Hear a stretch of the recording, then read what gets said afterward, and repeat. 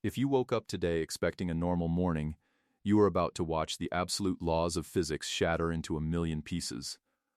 What happens when the fundamental cosmic forces of the universe are completely inverted by a single, terrifying scientific anomaly?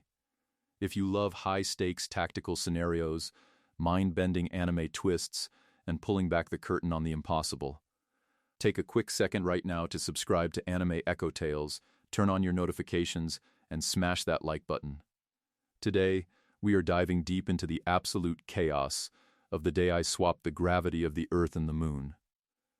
It started on a completely ordinary Tuesday morning at exactly 6:14 a.m. I was standing in my kitchen, waiting for the coffee to brew and looking out the window at the quiet suburban streets when the floor beneath my feet suddenly felt completely weightless.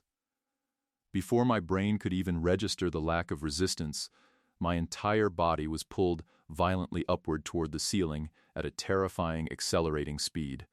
My hands flailed, knocking over the coffee pot. But instead of shattering on the tile below, the glass and the dark liquid broke apart into perfectly round, floating spheres that hovered suspended in the middle of the room. In that exact microsecond, the entire planet experienced a localized gravitational inversion. The Earth's massive gravitational pull, which normally holds our atmosphere, our vast oceans, and our entire civilization firmly in place, had instantly switched places with the Moon's weak, low-gravity grid. Within mere minutes, the world outside my window transformed into a chaotic, multi-dimensional tactical nightmare. Because the Earth now possessed only 1/6 of its original gravity, anything that was not bolted deep into the planet's continental bedrock began to drift gracefully yet terrifyingly upward into the morning sky. The oceans began to swell outward, lifting off their tectonic beds and forming massive floating walls of water that hovered over coastal cities like giant, fluid mountain ranges. Skyscrapers began to groan and crack loudly at their foundations because modern engineering is designed exclusively for downward compression, not upward structural tension. Cars, delivery trucks, and stray pieces of debris floated down the suburban streets like ghost ships navigating an invisible current. Meanwhile, the atmosphere itself began to expand outward into the void, thinning out rapidly because the weakened planetary core could no longer compress the oxygen tightly against the surface of the crust. But the real horror wasn't just the floating debris or the failing infrastructure, it was the ticking cosmic clock developing directly in the sky above us. Looking up through the shattered glass of my skylight, the Moon had inherited the Earth's full, crushing gravitational force. This sudden, astronomical spike in lunar mass completely disrupted its delicate orbital velocity. The Moon instantly stopped its peaceful, thousand-year orbit and began a rapid, catastrophic death spiral directly toward the Earth. The visual was paralyzing. The familiar white rock was expanding in size hour by hour, its craters and jagged mountain ranges growing clearly visible to the naked eye as it cast an eerie, permanent shadow over entire continents. The massive gravity of the descending Moon was actively warping the sky, acting like a cosmic vacuum cleaner that was pulling our upper atmosphere toward it. Surviving in this inverted reality required immediate, highly calculated tactical thinking. Walking normally was completely out of the question. Every standard step sent you launching 20 feet into the air, leaving you floating helplessly in mid-air with zero traction. I had to improvise instantly to secure my survival. I crawled along the ceiling of my living room, grabbed a pair of heavy iron dumbbells from my closet, and used heavy-duty ratchet straps to bind them tightly to my boots, creating a makeshift weight system to simulate grounding on what used to be my ceiling. I used a long broom handle to hook onto light fixtures and door frames just to navigate from room to room.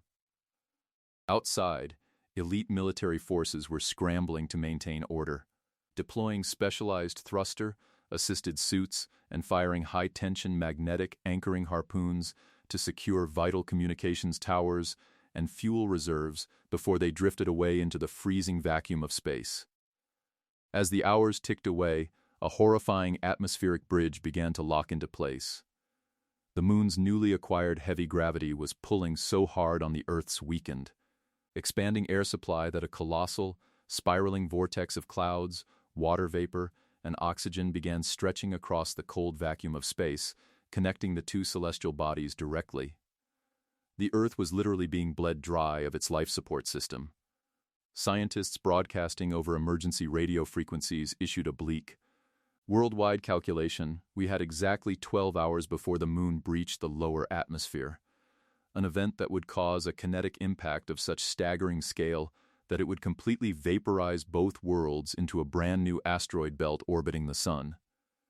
The only sliver of hope lay at the northern edge of the city, inside the Prometheus Quantum Research Facility, where an experimental subatomic singularity generator had suffered a catastrophic core malfunction and initiated the gravitational swap in the first place. Navigating the 5 miles across the ruined city to reach that facility was a masterclass in aerodynamic survival.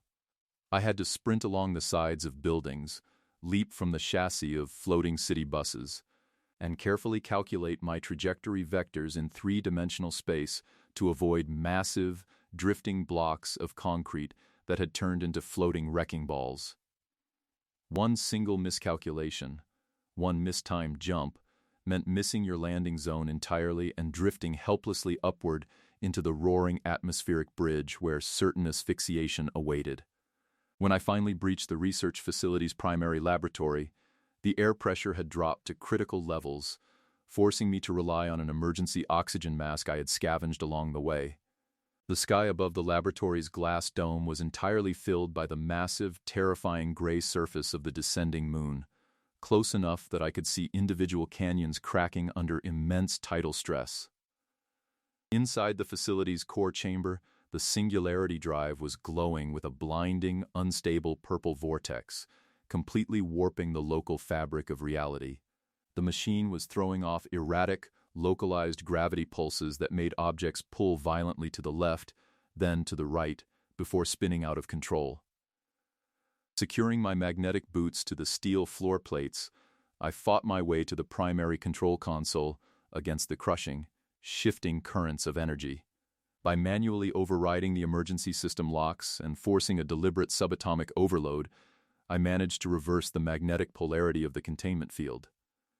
The purple singularity collapsed in on itself with a deafening, silent implosion. For a fraction of a second, a state of total, absolute weightlessness hit the entire planet, followed instantly by a violent, earth-shattering snap as the universe's gravitational constants reset to their rightful balance. The Earth instantly reclaimed its massive, crushing weight, violently dropping the floating oceans, vehicles, and shattered buildings back to the ground in a synchronized, global shockwave that shook the planet to its core but saved humanity from total cosmic erasure. Thank you for surviving this reality-bending journey with us today on Anime Echo Tales. Drop a comment right below and tell us exactly how you would survive the first 5 minutes of a global gravity swap. Or let us know what insane tactical scenario we should explore in our next script. If this complete breakdown brought you immense value, make sure to hit that subscribe button right now. Give this video a thumbs up and share it with a fellow anime and sci-fi fan who loves high-stakes storytelling. Stay curious, keep calculating your survival vectors, and we will see you on the very next episode.